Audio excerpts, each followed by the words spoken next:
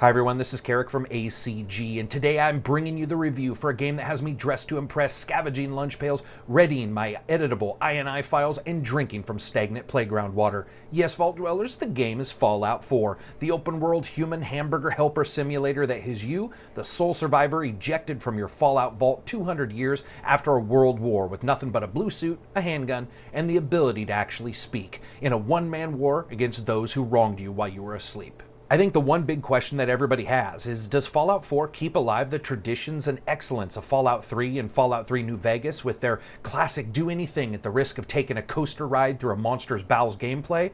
Or does this series get homogenized and humdrum, a victim of its own hubris and the typical bugginess that these titles are absolutely known for? Let's check it out and see. So here's the review for Fallout 4, building your bases without the need for a mod, the return of VATS, any excuse to play dress-up, and the age-old choice between bone-riddling cancers and going around a 1-inch deep mud puddle so you can collect a can of Spam.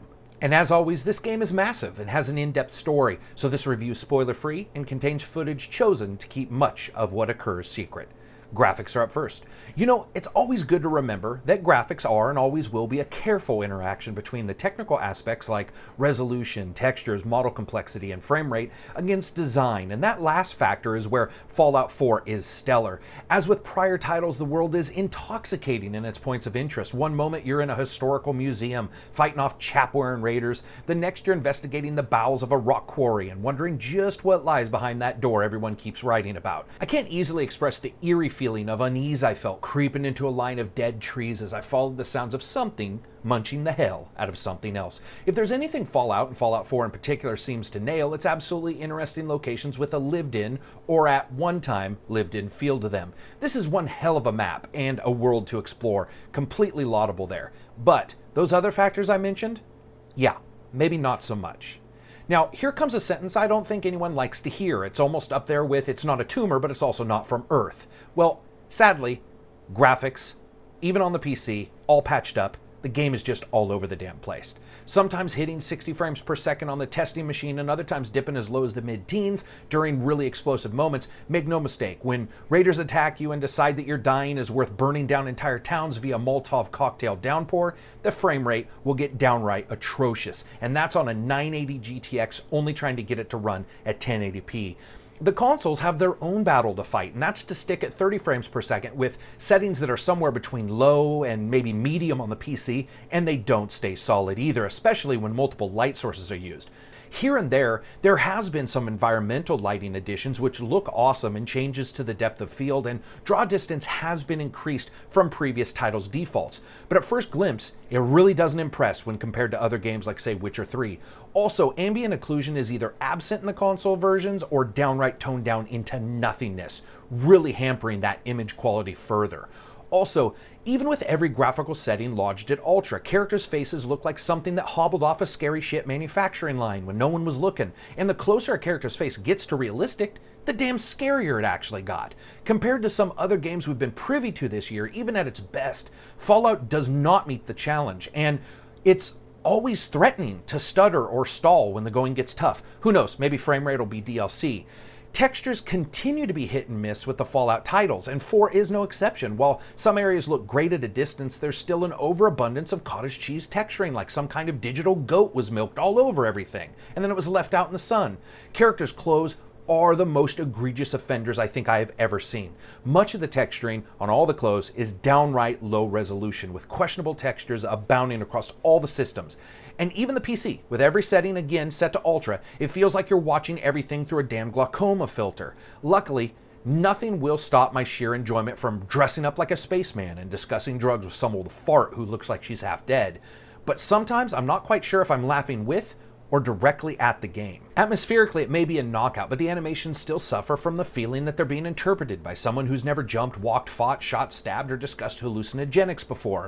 And let's be honest, a couple of those we hope that somebody probably hasn't. Now, another place where Fallout 4 really shines is the dynamic weather system. It's not only a triumph and looks amazing, it almost magically doesn't crater the frame rate like one would expect. Lastly, good monster design, slightly horrific, and also a delight. And if there's anything Bethesda knows, it's how to make something mundane like a cow look like a damn John Carpenter generator. As a package, Fallout 4 continues in line with the titles prior. That means released in a state of flux. It's not a large jump in its aesthetic, but its additional use of various graphical effects, especially on PC, go a long way to solidify the world, even if it contains the same problems of its predecessors, which is the need for further release optimizations. Sound, music, and voice.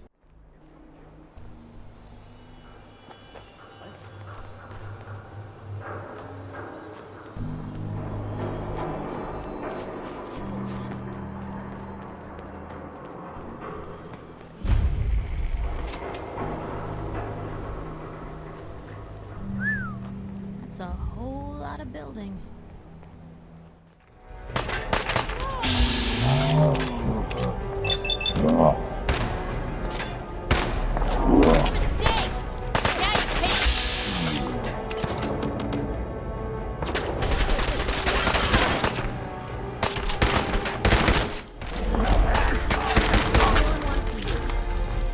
Kyle, no!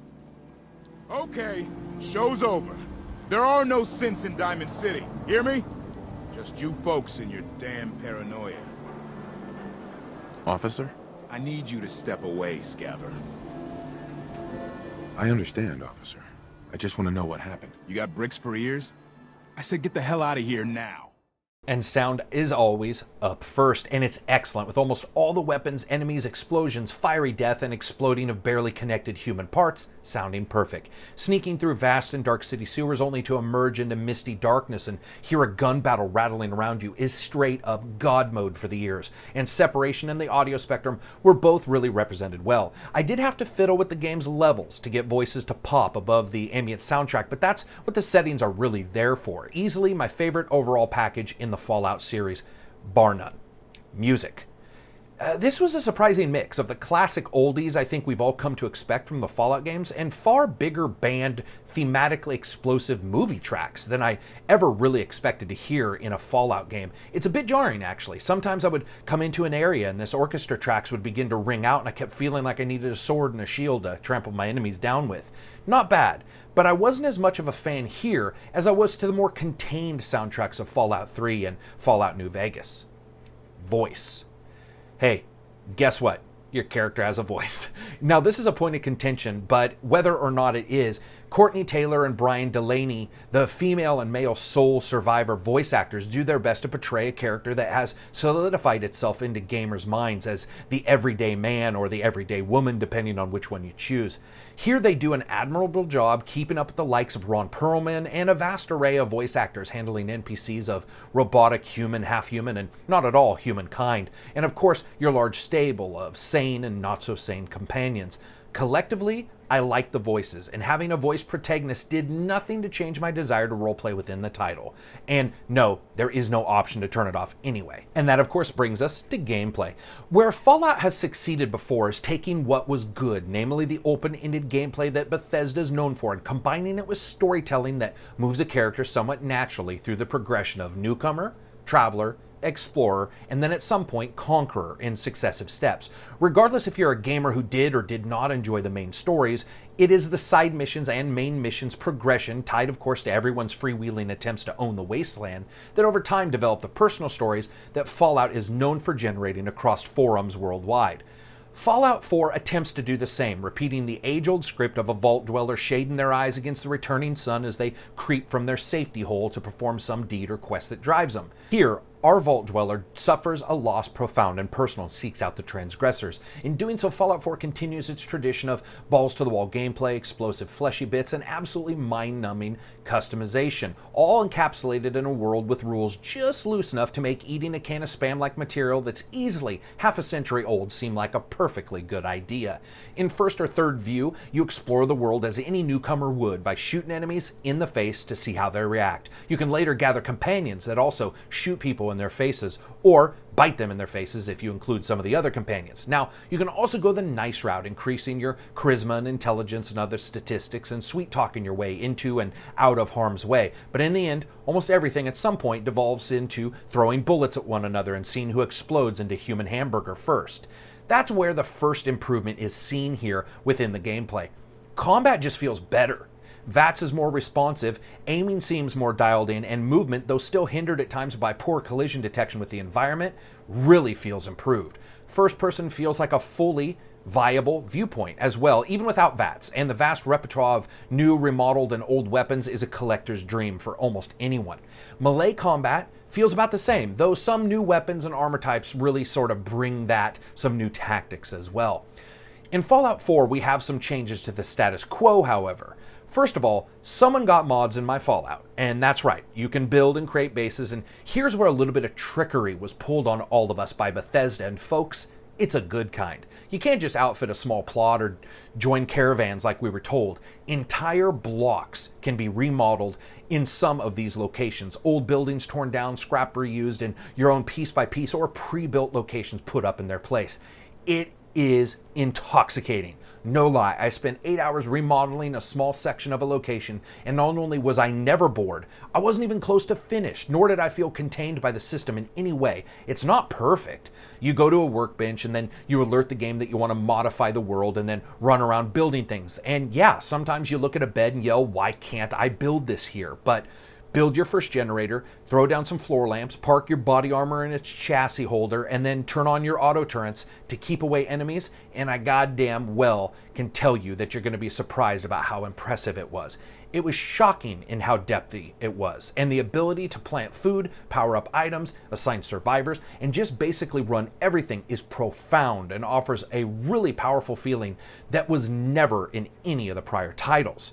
Repairing has also somewhat changed in Fallout 4, and for the better, though its convenience is slightly impacted, it feels more tangible as an actual system within the game. Now, modifying weapons and armor is intrinsically connected to performing at your best, of course, and the number of modifications and unique things you can do to almost all the weapons and armor is gonna keep tech heads and those future mythbusters out there really busy, changing, adjusting, and modifying equipment. That's gonna beg the question, though. Do the items you get and the ability to control more of the environment change the feel of Fallout 4? I would say no. In fact, the difficulty seems slightly higher than I was accustomed to, and just because you have a base doesn't really mean that folks can't raid it, or that you won't get caught while investigating an old folks' home by a bloodthirsty massive mosquito when you're 2 miles away. It all balances out. In fact, they're really nothing more than towns like any other. However, these are towns you just happen to put together on your own, and there is something so cool about that. While mission structure and gameplay remain relatively the same, there are some noticeable change-ups here as well. First, the overall, mechanism for discussion's been reworked, offering a more personal feeling to the game, and I love that aspect, as well as the voice of the character. Something I felt that was missing from prior titles, but others may actually find jarring or they may not like. Additionally, many missions and their content were multi-tiered in ways that were more complex and sprawling than either Fallout 3 or Fallout New Vegas felt like, resulting in quests that really felt tied to locations and people and not just sort of checklists. Sometimes requiring many visits to someone for updates. This could have become a lot of retreading, the same path that other games take, but Bethesda seemed to handle it expertly and only occurs in a couple specific situations when it shockingly actually makes sense and not just as if it were there to artificially amplify game length. Now, I'll say this. Hands down, the companions in Fallout 4 are my favorite. An absolute menagerie of normal, crazy, and surprising. They're not over the top, for the most part, like, let's say, HK-47 from Knights of the Old Republic, but instead are far more smooth in their introduction. And unlike past Fallout games, most of them offered to join so surprisingly naturally that I had no clue they were a companion character until they suddenly discussed teaming up for some adventuring. It never happened in the other games. Now, let's talk about the game world. Being honest, it wouldn't be Fallout if there wasn't something interesting every 30 feet, and Bethesda continues to impress here with hidden locations, secret entrances, special weapons, and lootable treasures stuck just about everywhere. Of course, begging the question, why the hell hasn't someone else taken the gun off the desk that's like 10 feet from the Raiders camp? But let's just ignore that. That's Fallout's mentality, and if you take it so serious, it's going to burn you. Instead, it's about instant gratification leading to complex situations both environmentally and personally. Now, I can't spoil it here, but there's a great deal more than meets the eye going on within this title, and I absolutely think that the core gameplay, plus those changes, has made a really interesting title. Now, sadly, there are a couple places where Fallout 4 sees no improvement. And first is the general UI. Halfway through the first hour, I felt like I was programming a damn computer with trigger flicks, bumper presses, and button smashes just to fast travel. It's insanely complicated for a game that's like this. And though the favoriting systems helps out in combat, it's the actual pause in action and trying to work within your inventory that shreds patience so damn easily. Secondly, the game does have its oddities. I didn't run into many bugs at all, but sometimes my dog would sit half on and half off a couch, or the entire world would shiver like it got a cold, resulting in that moment where you quick save, worrying that the game will come crashing down around you. And yet, despite this, despite the issues with the graphics and the slowdown, I had no crashes. I had FPS issues. I had some, weird pathing bugs and just downright oddness, and it's obvious Fallout 4 needs optimization. But 0 crashes to desktop and over 50 hours of gameplay is like some kind of magical Bethesda dream for me. Because as a day one owner of all their past titles, this is the longest I've played one of them without a crash to desktop. Fun factor. Fallout and games of its kind, I think, are sort of a delicate dance between open world gameplay and keeping some kind of rails in bounds. Otherwise, the player's movements and motions and motivations will crash the entire thing. Fallout 4 does this really well, and sure, its story from beginning to end isn't that riveting until I would say 3/4 of the way through. And sure, the UI is something from an Apple IIe, but the gameplay, the additions, changes, and the enjoyment of exploring makes the title very, very fun. In the end, it just didn't matter to me whether I was searching through defunct grade schools, fighting off mutant giants in downtown city squares, or relaxing with a large number of survivors in Hotel Karak. I was always having a good time. So I rate games on a buy, wait for sale, rent, or never touch it again rating scale. Hey guys, this ain't no Batman. At least it's not for me. It does have optimization issues. Plain and simple, Bethesda needs to move forward. But in the end, this is a buy. Gameplay, fun factor, absolutely trumped the graphic issues that I had. It's not optimized well, but even on console, it's still playable, and on PC, it was playable. Plain and simple fact, this is a damn fun game, an incredible amount of content. It's just, unfortunately, in sort of an ugly package. So that's it for me. I hope you guys liked the video. If you did, hit like. If you disliked it, hit dislike as always, and peace out.